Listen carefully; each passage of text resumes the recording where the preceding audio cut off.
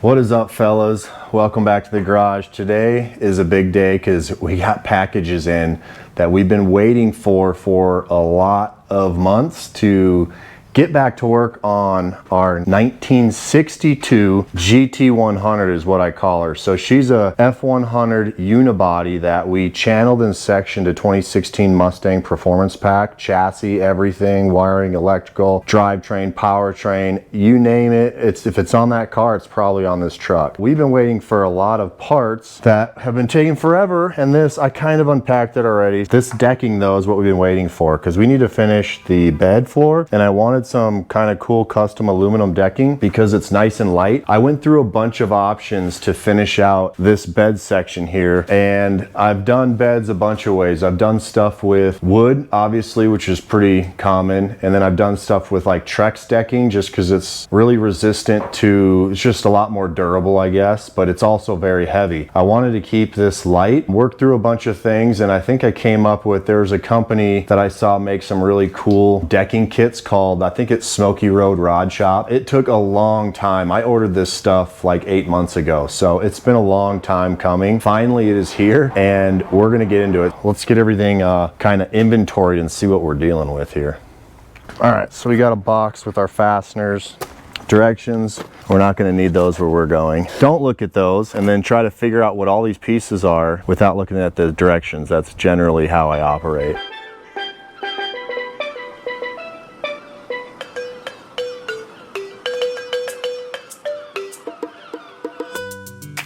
Okay, so going through this, it looks like we have our standard width panels there, a little shorter panel, and then an end cap for the bed. And then to the trim strips are right here. We got a whole bunch of these. The way we're fastening it to this structure is going to be unique because this is not a standard bed floor. This does raise, as you can see, and then we have our tube structure here, about 1 3/4 DOM that ties into all the important shock tower braces, the rear part of the body, which is actually how it strengthens it, and then into the cab here into our B pillars, and then the B pillar or harness bar goes down into the A pillar. So we wanted to build a super rigid chassis here. However, this upper bed structure is what we're gonna have to fasten these to, and I'm gonna have to somehow get it to be able to separate and raise in the middle. It's not going to be completely solid because this center section here needs to raise because we need access to fuel pumps there. We need access to modules, which are everywhere, just in case we have to troubleshoot something or replace a fuel pump, or if we decide to go supercharger, we'll need bigger pumps.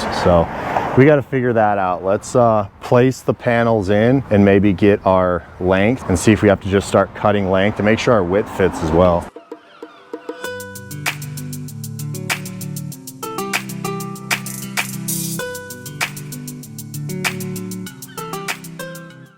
All right, boys, quick status update. We've got all the decking in, laid across the bed with the center strips in. Good news is, little end cap. We've got space. We got 2 end caps left, our hardware and our 2 center strips. So we should be good with enough material. We've kind of adjusted lengthwise with a little gap up here because this is going to hinge up, which is going to be part of the conundrum that we need to kind of figure out is how we're going to hinge this up with all the bracketry down underneath because it doesn't really line up. So we're going to work into how to make this thing hinge up, but for now, let's at least get the length right. So I taped it and then I marked it so I can remove the tape and cut on the inside of this marker line, and it's going to allow us to hinge up that tailgate. And then we'll work these end caps because they're a little bit more intricate cut, because we do have to get into these pockets and then into the bedside on the inside. So let's cut some aluminum. Quick pro tip, make sure use an aluminum blade. So we did get an aluminum blade for our saw. I'm just going to try a regular circular saw. I don't have anything real special, but I think we're going to be okay with an aluminum blade. Aluminum is really sticky, so yeah, I don't want to hack up any of this or mess it up. Hopefully, fingers crossed, we're going to cut this with the aluminum blade. Let's give it a shot. All right, well, we are finally cutting these aluminum panels here. We decided to use the skill saw. I just didn't want to pull my table saw out. We do have an aluminum blade and I filed everything pretty close. Looks good. In hindsight, I wish I'd used a table saw for a little more precision. We did use a little bandsaw to cut these divider strips here, and overall I'm really happy with it. Turned out really good.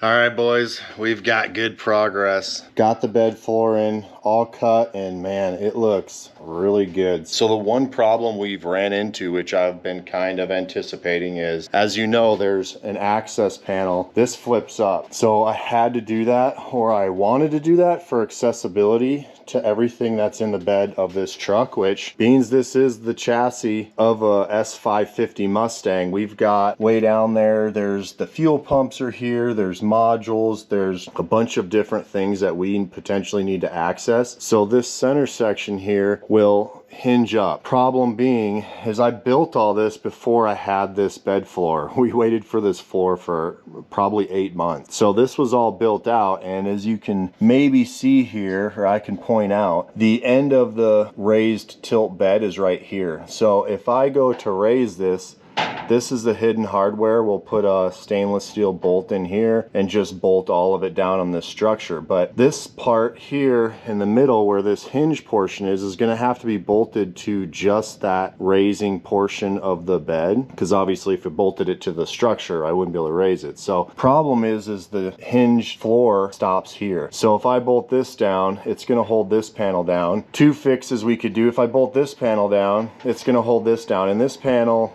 basically spreads the gap between that hinged floor and the solid floor. Kind of thinking through it, there's a few options that I can take to fix this. One is I could rip a line straight down this where that floor is, and you'll see a crack, and put all the tape on or the stickers, and this will hinge up just fine. But you're gonna look, I love hidden floors, so when this thing's all done and painted and has the faux wood sticker on, it's gonna look seamless. That's kind of the point of hidden hardware, is it's all seamless. And even better with an all seamless bed is there's a hidden door. Basically we can go in and lift it up, but you wouldn't see that looking at it. So if I rip a strip down each one of these aluminum panels, it kind of gives that away, and you're gonna see like, hey, there's a pocket in the middle of this that's going to raise up. Is it the end of the day or end of the world if I do that? No, I don't think so, but while I'm here I might as well do it. One of my problems is we built this huge structure in the tilting floor or tilting bed and took a decent amount of time doing it, and I don't want to change it because it took time. I would rather just, honestly, if we shorten this hinged bed floor portion by 3.5 inches or so on each side, then we can actually secure the structure appropriately, where it's just on this, and this strip will lift up and it doesn't capture this floor. We bolt this strip to the tilting bed section, same with the thing over here. That's the end of the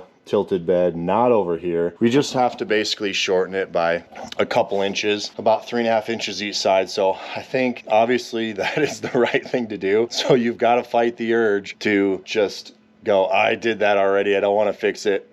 We learn, I learn, I know you guys learn. If you're new guys, you're not going to get it right the first time, especially if you don't have all the materials and you build stuff and then other things come in or plans change. This has been almost a 4 or 5 year build, to be honest, and things are just going to change. Different parts, better ideas, things don't work, you got to make adjustments. Enjoy the process. Don't get caught up in, I did it, I don't want to go back. I'm not making these vehicles for anybody else other than myself. Generally I sell stuff so I can build more projects. That being said, I'm not on a timeline. I don't want to be on a timeline. Not great for YouTube because you guys want to see stuff done in one episode or an entire truck built in a month, but I'm doing this just because I enjoy the process. So have to take a couple steps back, and we're going to shorten up this tilted bed section. So this bed floor actually does what it's supposed to do, which is be hidden, look really clean. We can tilt it up and access stuff if we need it. On a positive note, I've got a whole bunch of scrap aluminum now that I can practice my aluminum TIG welding. If you guys have been tracking, we got kind of a cheap TIG welder that we're learning to do things on. With that is aluminum welding, which I've never done. So we're gonna take some of that scrap and practice that stuff. Yeah, let's pull her back down and make this right.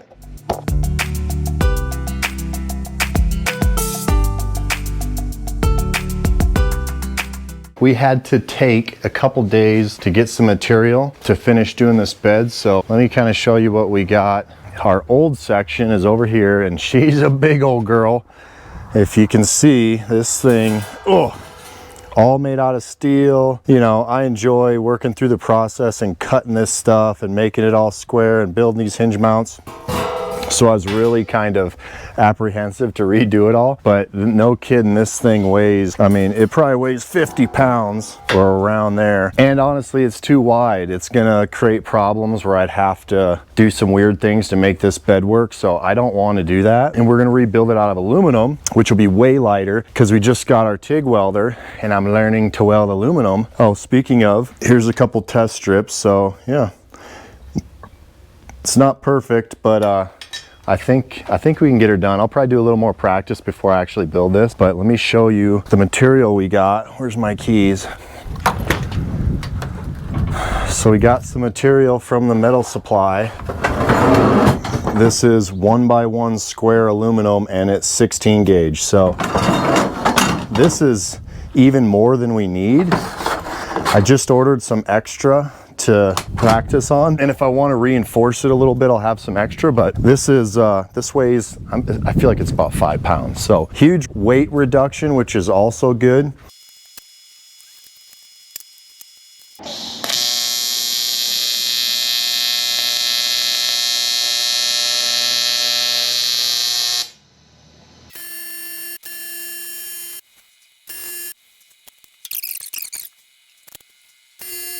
All right, well, as you guys could see there, we were TIG welding aluminum with our Chinese-built Art Captain AC/DC TIG welder. A lot of fun learning that process. We built that whole center section all out of aluminum. It was 16 gauge, so it's pretty thin. Didn't get any warpage. Was able to build, you know, put down strong weld. So really excited about that. Definitely a little more difficult, but a lot of cool things with heat control and having the availability to use build things out of aluminum. I'm really looking forward to some projects with that for sure. All right, boys, well, we have made some progress on the bed. So as you can see, we were busting out our aluminum TIG welding skills and we rebuilt that inner bed section that we needed to align with our bedding. That we cut down the bedding and fit it in with the bed, made sure it aligned with our new center section. It would raise and lower with those trim strips, so it's not or it is hidden. That was a success. We threw the whole thing on here, made it work, ensured it could work, ensured I could reach the fasteners up from the bottom, which I was concerned of how I'm going to climb in the bed and get everything fastened. So all that worked out. What we need to do now is I want to black Raptor liner just to clean it up and finalize it, and you know, we can move on to the fun stuff. So I hate doing paint and body, and I gotta tape this and then spray this and then double check this isn't messed up and then retape this and then respray this and then clean this up. It kills me. That's why we've been working on this truck for probably 2 years, and I get stuck to the point where it's a really nice, sweet, painted, awesome truck, and then I stop what I'm doing instead of finishing it, which we should be doing, and I start a whole new all-wheel drive project and do you know, all the big fabrication stuff that I want to learn. So I'm sure you guys, or some of you, may be similar to that problem of you just, once I get to that paint and body part, it's hard to continue on. I want to move on to something else that's a big fabrication thing. So anyway,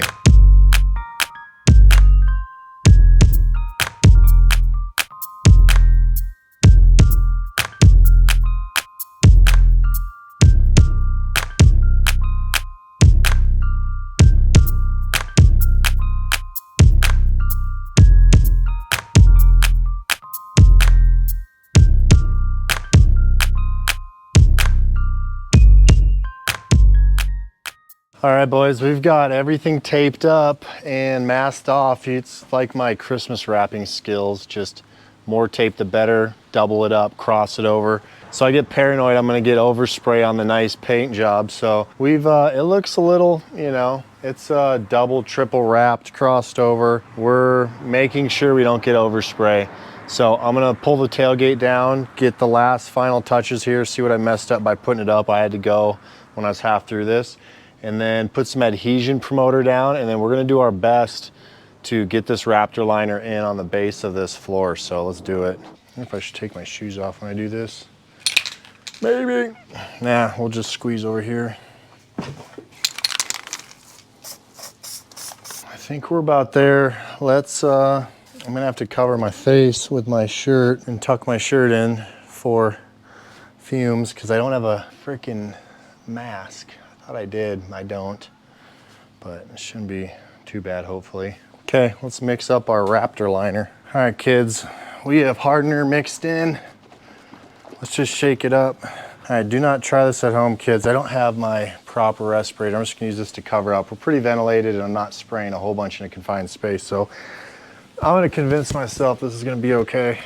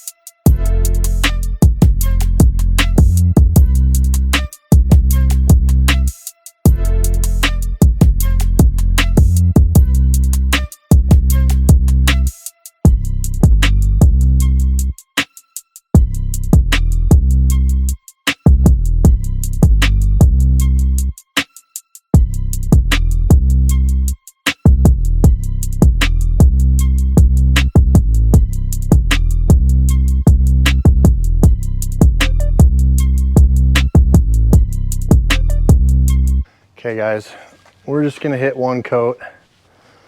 I think it looks pretty good considering that was not easy to access, but it cleaned up. I wanted to install a Raptor line down here. Still curing, we'll give it some time. I need to remove the tape around all the perimeter around here before this completely cures. That way it kind of softens that edge up. Not like it's super critical to do that, but we'll let this sit for about 20 more minutes and we'll pull the tape around the perimeter to let the edge soften up a little bit, but I think it looks good. Well, I think we have a nice edge that'll be blocked and covered up by our bed. Now everything above that, we're gonna probably repaint this blue. Well, had some good progress, I think, this video. Finally got our bed in from Smoky Road Rod Shop, cut everything down, the aluminum decking, fitted it, rebuilt the center section, learned to TIG weld aluminum, which is a positive. Rebuilt the aluminum center section that'll raise and lower, and then Raptor lined this whole base and taped everything off. So we're gonna remove the rest of the tape in the center here once this fully dries, and then we will actually mount the floor final installation. Well, I guess we have to, the center strips for the bed, we're gonna paint those jet black, I think. So we'll paint those and then we can final install the bed and then paint up here and then put that wood faux sticker on the beds. Good progress. We are gonna keep chugging and then we're gonna get on our four-wheel drive LS or all-wheel drive swapped four-wheel drive GMC 1500. So as always, thanks guys for watching, subscribing, and God bless and long live hot rodding.